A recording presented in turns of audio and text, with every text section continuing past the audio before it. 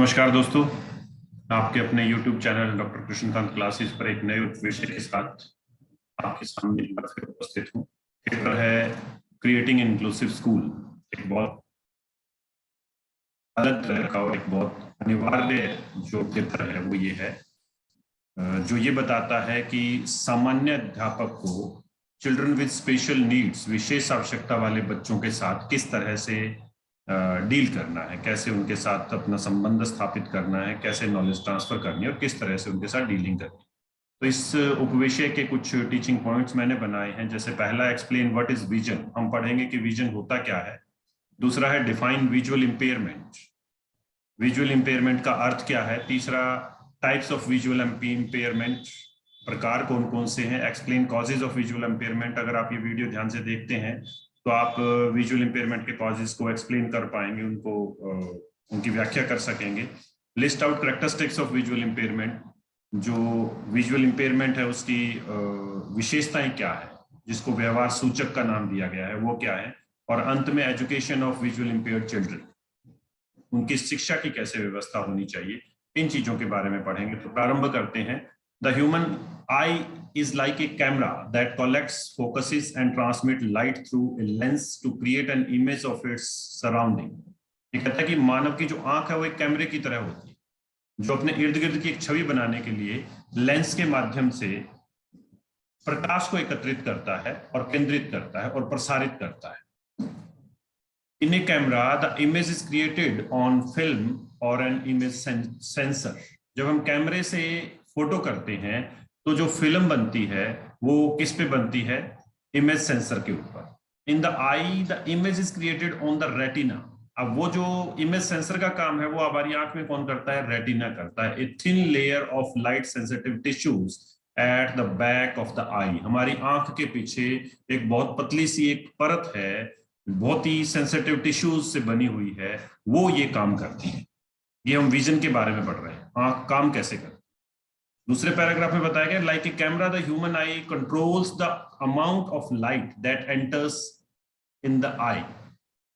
Camera की तरह मानव की जो आंख है वो आंख में प्रवेश कर रहे हुए प्रकाश की जो मात्रा है उसको कंट्रोल करती है, उसको नियंत्रित करती है। The iris controls the amount of light passing through the प्यूपिल। ये कहता है कि आइरिस जो होता है वो पुतली के द्वारा गुजरने वाली जो प्रकाश की मात्रा है उसको नियंत्रित करता है। It closes up the pupil in bright light and opens it wider in dim light. ये क्या काम करता है, ऑटोमेटिक मशीन की तरह काम करता है। जब रोशनी ज्यादा होती है तो ये क्या होता है, अपने आप को क्लोज कर लेता है, और जब अंधेरा होता है, अंधकार होता है, वहां ये इसको फैला देता है। The camera is the transparent protective surface of the I. So cornea, the cornea is the transparent protective surface of the I. Cornea जो है वो एक पारदर्शक और प्रोटेक्टिव क्या है, जो हमारी सुरक्षा करता है। ऐसी एक सतह है आंख के ऊपर। It helps focus light as does the lens which sits just behind the iris. ये कहता है कि जैसा कि लेंस करता है, यह प्रकाश पर ध्यान केंद्रित करने में मदद करता है, जो आइरिस के ठीक पीछे फिक्स होता है या उसके पीछे ये होता है। When the light enters the eye, जब जो प्रकाश है वो आंख में प्रवेश करता है, the retina changes the light into nerve signals। अब क्या होता है, हमारे पास एक प्रकाश ही आ रहा है और उसको वो क्या करता है, नर्व सिग्नल में बदल देता है, तंत्रिका संकेतों में बदल देता है। और हमारी आंख एक नर्व विशेष से जुड़कर हमारे माइंड तक जाती है और वहां से वो मैसेज कन्वे होता है, वहां पर एक तस्वीर बनती है, दिमाग उसके बारे में बताता है और उसके बारे में हम सोचना जानना प्रारंभ कर देते हैं। The retina then sends these signals along the optic nerve. Optic nerve क्या है, एक ऐसी नर्व है, नर्व फाइबर से बनी हुई, जो ब्रेन तक जाती है, जिसकी मैंने बताई। विदाउट ए रेटिना और optic nerve the I can't communicate with the brain, making vision impossible. Retina या ऑप्टिक तंत्रिका, जो नस की जिसकी मैं बात कर रहा हूं, जो ब्रेन के साथ जुड़ी होती है, आंख मस्तिष्क के साथ संवाद नहीं कर सकती, जिससे दृष्टि असंभव हो जाती। तो ये है हमारा विजन की प्रक्रिया। आगे बढ़ते हैं। दो टर्म है इसके अंदर, एक है एक्यूटी ऑफ विजन और एक है फील्ड ऑफ विजन। इनको थोड़ा हम पढ़ लें ताकि आगे जाकर इस टॉपिक के अंदर हमें ये समझने में बहुत सहायता करेगा। ये विजन की जो एक्यूटी है उसके बारे में बता रहा है।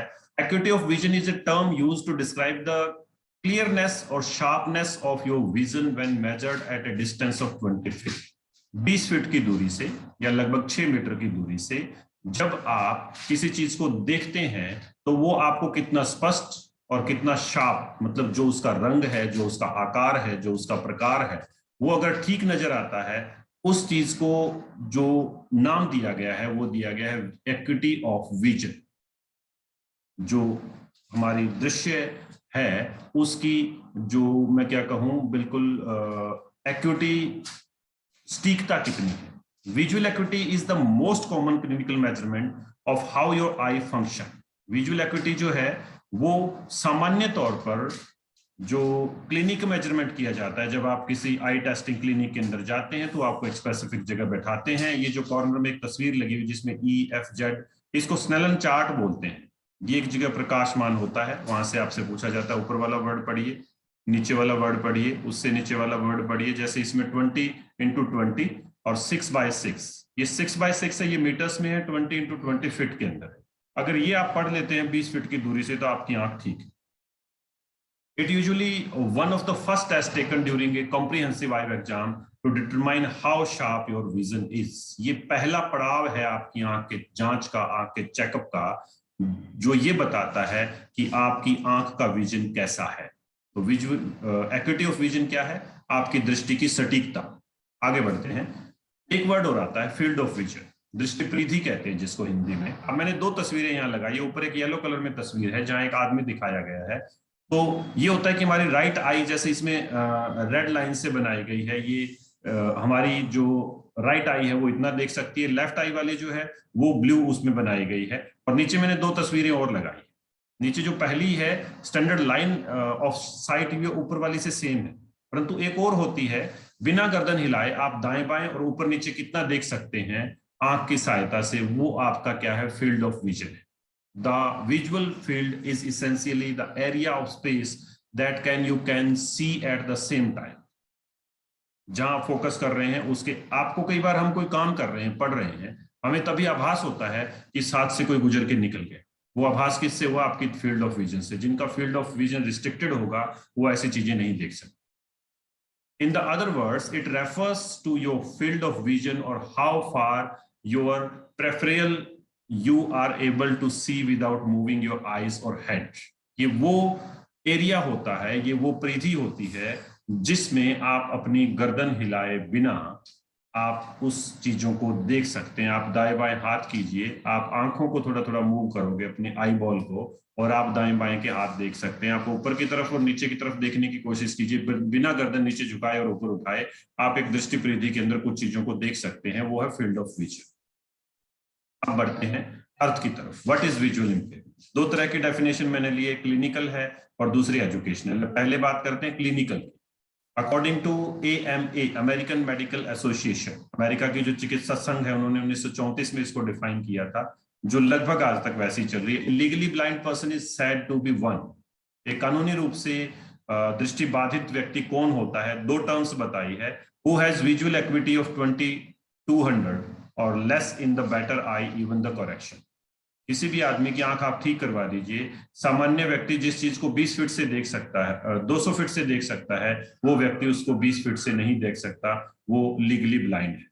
और वो field of vision is so restricted that it subtends an angle of 20 degree or less in the better eye after correction. correction के बाद भी उसका field of vision 20 डिग्री रह जाता है। इसके अंदर आप देखिए कि जो लाल रंग से बना हुआ है वो एक साइड 95 डिग्री है राइट आई के अंदर, और लेफ्ट जहां से नाक के पास से हम देख सकते हैं वहां पर 60 डिग्री है। और वो कितना रिस्ट्रिक्ट हो जाता है? लगभग 20 डिग्री। मतलब वो दाएं बाएं और ऊपर नीचे देखने की क्षमता काफी हद तक खो देता है। दूसरी डेफिनेशन है एजुकेशनल डेफिनेशन। शिक्षा के आधार पर हम विजुअली ब्लाइंड या विजुअल इंपेयर्ड किसे कहते हैं, दृष्टिबाधित किसे कहते हैं, उसको पढ़ेंगे। The blind are those who are so severely impaired that they must be taught to read by Braille. वो इतने ज्यादा इंपेयर्ड होते हैं ब्लाइंड लोग, अंधे लोग, कि उनको पढ़ाने के लिए हमें किन किन चीजों की सहायता लेनी पड़ती है। एक तो ब्रेल। ब्रेल क्या है? एक लिपि है जिनसे अंधे लोग टच करके पढ़ते हैं। Partially sighted and read print by using magnifying glasses और book with large print. Partial sighted जो लोग होते हैं वो मैग्नीफाइंग ग्लासेस जो चीज को बड़ा करके दिखाते हैं उनसे पढ़ सकते हैं, या बड़ी छपाई वाली पुस्तकों से पढ़ सकते हैं। ये दो डेफिनेशन है, एक है जो चिकित्सकीय आधार पर है और दूसरी जो है वो शैक्षिक आधार पर है। अब बात करते हैं टाइप्स ऑफ विजुअल इंपेयरमेंट के। दो प्रकार हैं, एक ब्लाइंड जिनको कुछ दिखाई नहीं देता, एक है जो पार्शियली साइटेड होता है जिसके अंदर हम निकट दृष्टि दोष, दूर दृष्टि दोष, भैंगापन, आंखों का तिरछा होना या बहुत सारी चीजें जो है मोतियाबिंद, जो भी चीजें आती हैं वो इसके अंतर्गत आती हैं। अब बात करते हैं कॉजेस, विजुअल इंपेयरमेंट के कॉजेज क्या है। WHO ने कुछ कॉजेज बताए हैं। पहला, अनकरेक्टेड रिफ्रैक्टिव एरर्स। ये कुछ पैदा हो जाते हैं समय के हिसाब से, एज के हिसाब से, जैसे मायोपिया, हाइपरोपिया। मायोपिया है निकट दृष्टि दोष, नजदीक की चीजें दिखाई ना देना। हाइपरोपिया है दूर दृष्टि दोष, दूर की चीजें दिखाई नहीं देती। एस्टिग्मेटिज्म एंड प्रेस्बायोफोबिया, ये जो चीजें हैं ये क्या है, एरर्स हैं, इनको करेक्ट किया जा सकता है। उसके बाद है कैटरैक्ट। कैटरैक्ट क्या है, जिसको मोतियाबिंद कहते हैं। सिम्टम्स में इंक्लूडेड फेडेड कलर्स, आपको रंग धुंधले दिखाई देने लगेंगे। ब्लरी और डबल विजन, धुंधला धुंधला दिखेगा या दो चीजें दिखनी नजर स्टार्ट हो जाएगी। हेलोस अराउंड लाइट, जो प्रकाश है उसके चारों तरफ एक अलग तरह का प्रकाश का दायरा दिखता है। ट्रबल्स विद ब्राइट लाइट्स, बहुत तेज रोशनी में देख नहीं सकते। And trouble seeing at night, जिसको हम रोतोंधी भी कह देते हैं कई बार, रात को दिखाई न देना। तीसरा कारण है एज रिलेटेड मस्कुलर डीजनरेशन, बुजुर्गों के अंदर हो जाता है एक समय के बाद, आपकी आईज की जो मसल्स हैं वो इस आधार पर जो है वो काम करना बंद कर देती है। तीसरा है ग्लूकोमा, बेसिकली जो हमने पीछे पढ़ा कि आंख से एक नर्व जो है वो जाती है ब्रेन की तरफ, अगर वो किसी दबाव के कारण आईज पर स्ट्रेस ज्यादा पड़ता है तो उसके कारण अगर वो अपनी फंक्शनिंग बंद कर दे तो उस श्रेणी को हम ग्लूकोमा कहते हैं। अगला है डायबिटिक रेटिनोपैथी, जिनको डायबिटीज हो जाती है उनकी आईज पर इफेक्ट पड़ता है, वो श्रेणी है डायबिटिक रेटिनोपैथी। अगला है कॉर्नियल ऑप्टिसिटी, ये होता है आंख के अंदर जो सफेद सफेद जो एक निशान हो जाता है। अगला है ट्रकोमा, इन्फेक्शियस डिजीज है, आप किसी आदमी ने आंख को टच किया, उसके हाथ को आपने टच किया, हाथ पे लगाया, फ्लू टाइप की एक बीमारी है। इंजरीज और एक्सीडेंट, कई बार जैसे प्राचीन काल में कहा जाता था पुराने टाइम में, अब तो वो खेल ही बंद हो गया, गिल्ली डंडा मत खेलिए आंख में लग जाएगी, कंचे मत खेलिए दूसरी गोली पे लगकर वो टूटकर आंख में लग जाएगी, ऐसे बहुत सारी चीजें थी, वो होता है और एक्सीडेंट्स हो जाते हैं कई बार। अगला है मालन्यूट्रिशन, जिसको हम कहते हैं कि कुपोषणता, डेफिशिएंसी कुछ विटामिन की जो है वो इसको कारण बनती है, A, B, B2, C and D। अगला है हेरिडिटी, वंशानुक्रम से कई बार आता है ये रोग। डेवलपमेंटल डिसऑर्डर्स, विकास के समय कोई जो विकास की प्रक्रिया थी उसमें कोई बाधा उत्पन्न हो गई, या इन्फेक्शियस डिजीज जैसे फ्लू या कुछ और चीजें आती हैं वो कारण बनती हैं। सामान्य तौर पर ये कुछ कारण हैं जो ज्यादातर केसेस के अंदर देखने को मिलते हैं जो दृष्टिबाधितता के अंतर्गत आते हैं। अब बात करते हैं इनकी आइडेंटिफिकेशन कैसे की जाए, पहचान कैसे की जाए। आपकी क्लास में बच्चा आके बैठ गया, 3 श्रेणियों में लिया है। पहला बिहेवियर, उसके अंतर्गत बच्चे के व्यवहार में आपको क्या क्या नजर आ रहा है। रब्स आइज एक्सेसिवली, वो अपनी आंखों को बार बार रगड़ता हुआ दिखाई देगा, मसलता हुआ बार बार। Covers one eye and tilts the head forward, एक आंख को हाथ से कवर करता है या बंद करता है और आंख को, सिर को आगे पीछे करके देखने की कोशिश करता है, फोकस करने के लिए। Holds objects and books close to the eyes, जब आप उसको पढ़ने के लिए, किस चीज को उठाने के लिए, देखने के लिए कहते हैं तो वो आंख के बहुत नजदीक करके देख, ये उसका व्यवहार सूचक हो सकता है। Ask other children when taking notes from the blackboard, बच्चे को आपने कुछ ब्लैक बोर्ड पे नोट करवाया तो वो क्या करेगा, दूसरे बच्चों से पूछेगा क्या करवाया है, क्या लिखा है, उनकी नोटबुक की तरफ देखेगा, ना कि ब्लैक बोर्ड की तरफ देखेगा। क्यों? क्योंकि ब्लैक बोर्ड पे उसका विजन साफ नहीं आता, तो वो क्या सोचेगा, नजदीक में जो बच्चा डेस्क पे साथ बैठा है, बेंच के ऊपर बैठा है, उससे मैं उसकी नोटबुक से नोट करूं। ब्लिंक्स मोर फ्रीक्वेंटली, सामान्य तौर पर एक आदमी आंख की जो पलक है झपकाता है उससे ज्यादा तेज गति से वो अपनी आंखों को झपकाता हुआ नजर आएगा। स्क्विंट्स आईलिड्स टुगेदर, अपनी आंखों के जो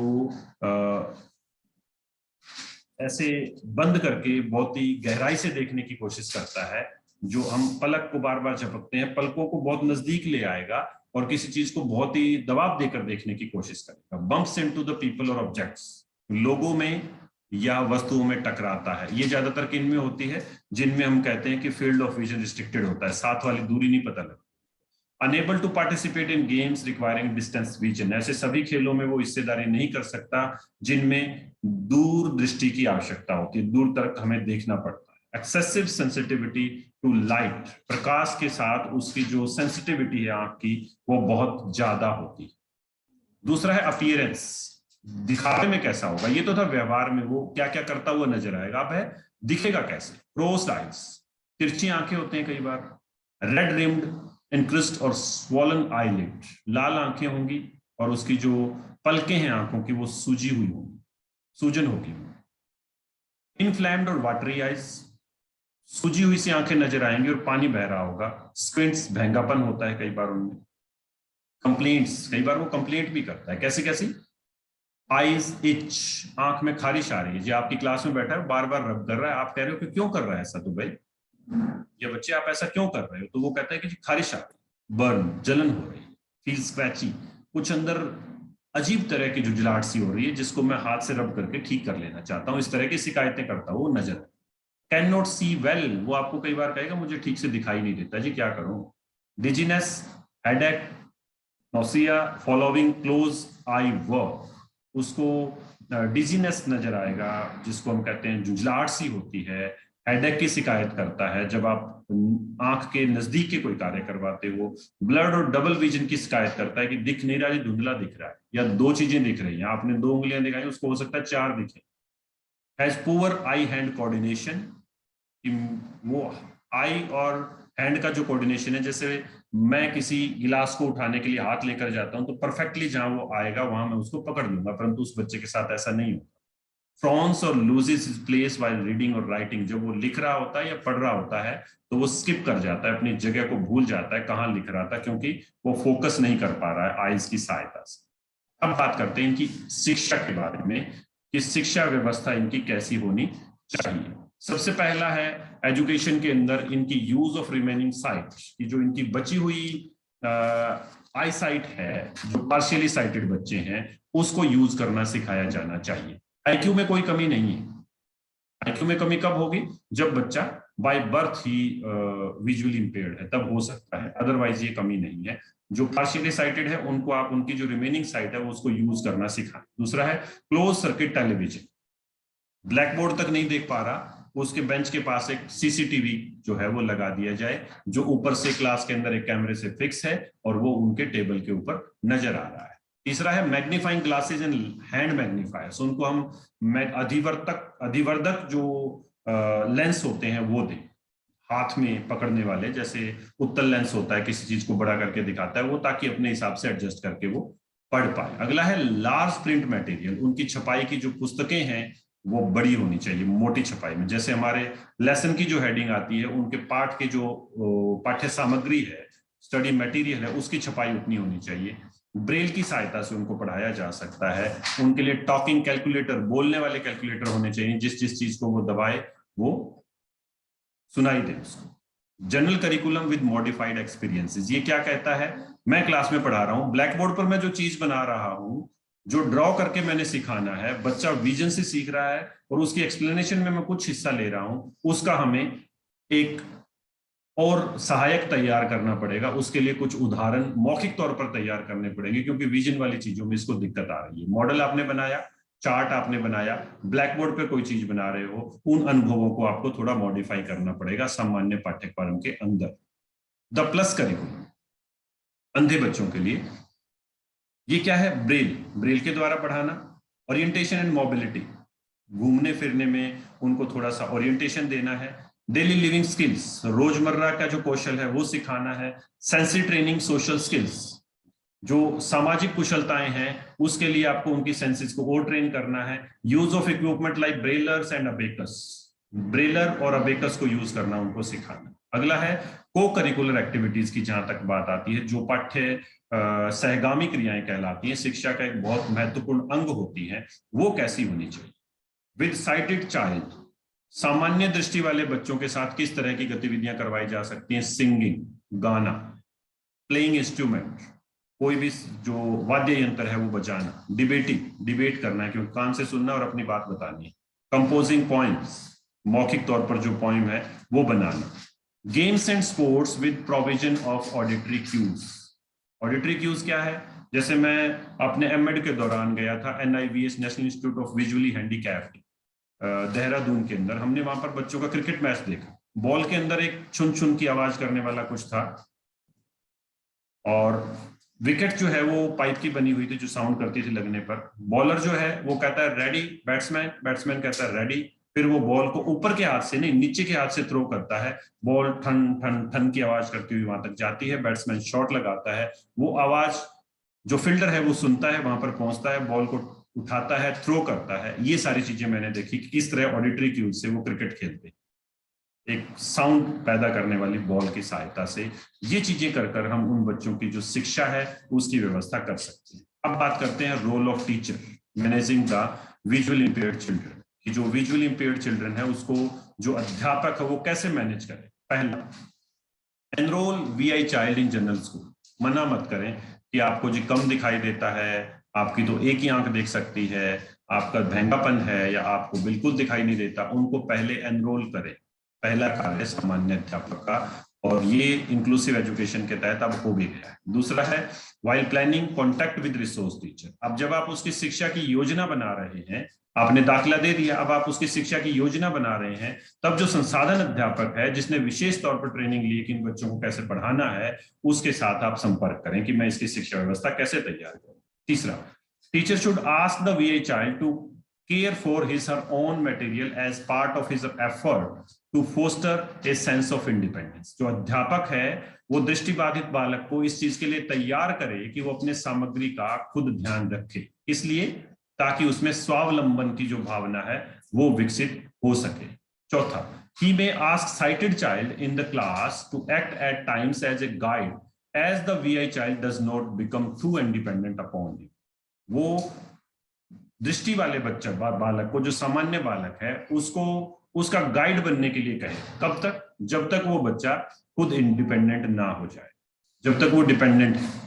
धीरे धीरे वो सीख जाएगा, इतने कदम चलते यहाँ ऑफिस आ जाता है, यहाँ टॉयलेट है, यहाँ लाइब्रेरी है, यहाँ लैब है, यहाँ इस तरह से रैंप है, या इस तरह से स्टेयर्स हैं, ये मेरा क्लासरूम है, वो सारी चीजें सीख जाएगा। परंतु इनिशियल लेवल पर, प्रारंभिक स्तर पर, उसको जो साइटेड चाइल्ड है उसको उसका गाइड बनाना पड़ेगा। इसके लिए टीचर को ये कहना चाहिए। नेक्स्ट है, the VI child treats in the same way as his sighted peers. अध्यापक जो है उनके साथ बेचारगी का व्यवहार ना करे, वैसे ही व्यवहार करे जैसे सामान्य बालक के साथ किया जाता है।